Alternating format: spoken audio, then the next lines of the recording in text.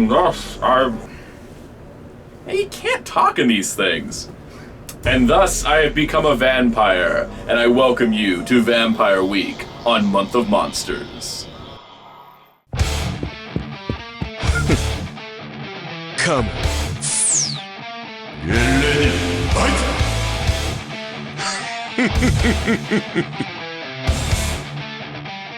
Welcome to day 3 of the Month of Monsters. Today we are talking about an exquisite, a valuable, an iconic vampire that many have known over the years, Dracula. Count Dracula of Transylvania debuted in the novel Dracula by Bram Stoker in 1897. This is a character that has been prominent across many forms of media, appearing in movies, television shows, parodies, spin-offs, comic books, any media you can imagine. With a novel that old, the inspiration can come from anywhere, and licensing is not a problem.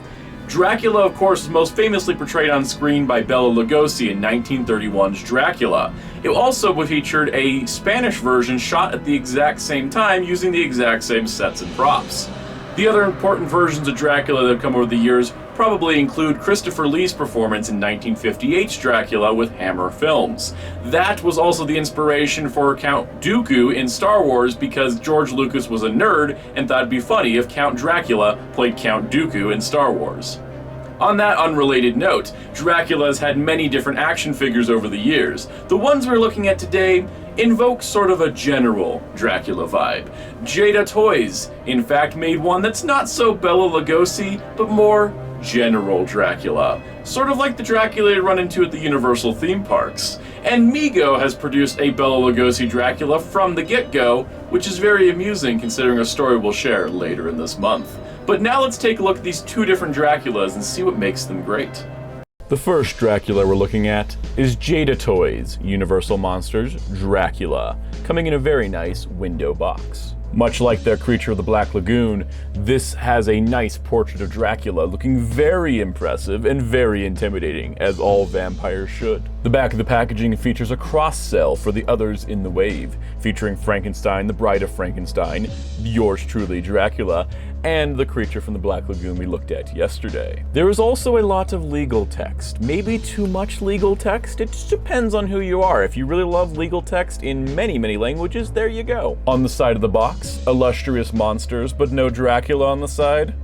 Blasphemous. Looking at Count Dracula himself, he is exquisite, from head to toe, dressed to the nines, looking dashing, especially with a fabric cape. From the back you can see that cape hangs fairly good over his shoulders and down his back, and not too long as to not interfere with his leg articulation. Looking at the head sculpt, while not a likeness resembling any particular actor playing Dracula, it has the Dracula vibe, it has the Dracula energy, it is Dracula. Looking towards the front of the figure, as you can see, a very nice suited body, very fit suit, looking great, and that red in the middle of the cape is fantastic, even if those seams are a little unsightly. Chest details are painted well, the medallion, the bow tie, the pocket cloth, everything just looks fantastic. Articulation-wise, Dracula's head is on a ball joint, so it has a full range of movement.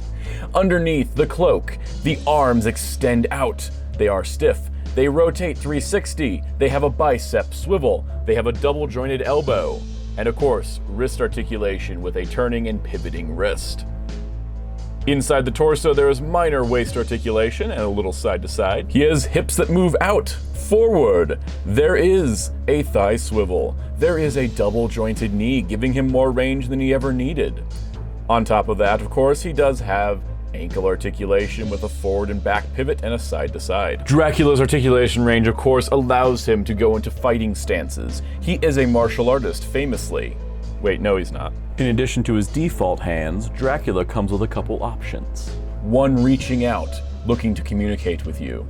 One that holds his cape to drape it over his shoulder dramatically. He is also including a candle with a very ornate holder.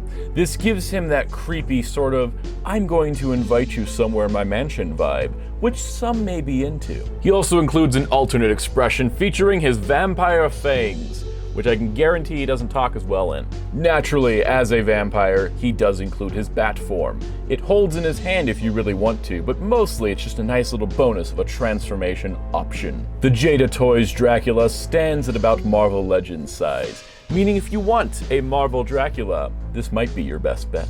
But of course, today on Month of Monsters, that is not the only Dracula we are looking at, for we have one who is much larger, maybe more intimidating. We have, of course, the Migo Dracula. He has the likeness of Bela Lugosi and a lot of style. Opting to go for a heavier makeup look, this Dracula honestly captures a unique vibe amongst Dracula figures. The details around the cape, which is a very soft, plush, soft cape that just looks like you could hug it. But remember, there's a vampire in there. Articulation-wise is limited as it was for the time of Mego. While this is a modern-day Mego of the 2020s, it still articulates like a Mego figure of the 1970s, and keep that in mind with all of these. They're not really out for posing, that's more the Jada Toys version job, but this gets the job done and makes it sort of work. Posing options of the Migo Dracula are a bit limited, however he can do the cast out hand pose, and he does look pretty good with the layers of fabric making up his costume. He honestly has a stellar look. Now, which of these two vampires is the best one? Well, it's going to depend on which Dracula style you like. Do you like more cloth goods? Do you like more retro style? Or are you really into articulation? I mean, this is the only Dracula that can do a karate kick, so keep that in mind as well. Naturally, both are great for what they do, but both should be commended for being well-represented versions of Dracula. Now, while there's been many interpretations of Count Dracula into toy form, these are the two we'll be looking at this week. For vampires reach far and wide, and tomorrow we'll be looking at someone who resembles Dracula, may have even borrowed a few elements, and may have gotten in trouble for doing so. Stay tuned.